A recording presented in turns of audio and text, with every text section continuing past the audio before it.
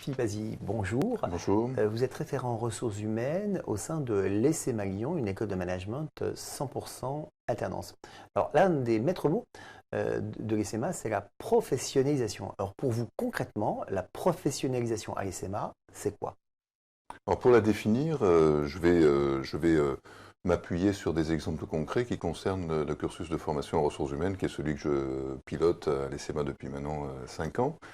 Et je vais citer en premier lieu l'adaptation des contenus de formation aux besoins des entreprises qui nous soutiennent, qui sont au cœur de l'ESSEMA, en participant tout au long de l'année, soit sous la forme de travaux collaboratifs, soit sous la forme de conférences, soit sous la forme d'interventions directes auprès de nos étudiants, pour faire en sorte que les étudiants se connectent à la réalité professionnelle de l'ESSEMA. Donc des étudiants qui sont reliés aux entreprises, elles-mêmes présentes tout au long de l'année au cœur de l'école.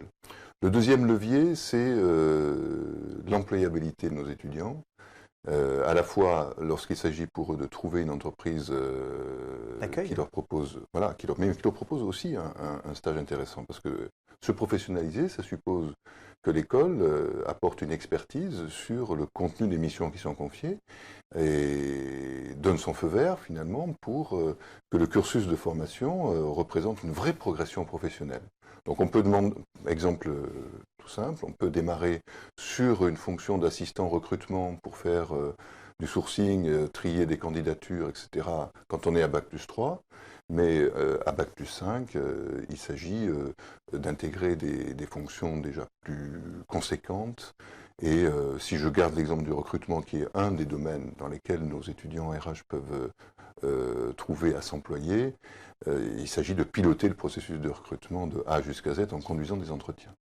Donc, des contenus de mission qui sont adaptés à une future insertion professionnelle et qui facilitent incontestablement l'embauche. Alors, l'embauche aujourd'hui en France, c'est 80% de CDD, 20% de CDI au plan national. Donc, nous n'échappons pas à cette statistique. Mais nous pouvons avoir la fierté de constater que 65% de nos diplômés trouvent dans les mois qui suivent leur sortie de l'école un emploi qui correspond à ce processus de professionnalisation, plutôt en CDD bien sûr, parce que c'est la tendance nationale, mais en tout cas conformément à ce à quoi ils se sont préparés. Donc c'est un sujet de fierté pour nous, École ESSEMA. Et en amont, pas de souci majeur pour trouver une entreprise d'accueil, ce qui est souvent la grande problématique d'une formation supérieure en alternance. Bien sûr.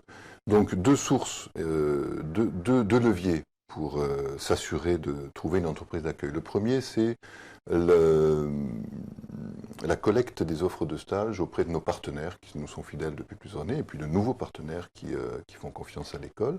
3 personnes à temps plein pour s'occuper de cette démarche. Qui fonctionne comme un cabinet de recrutement interne.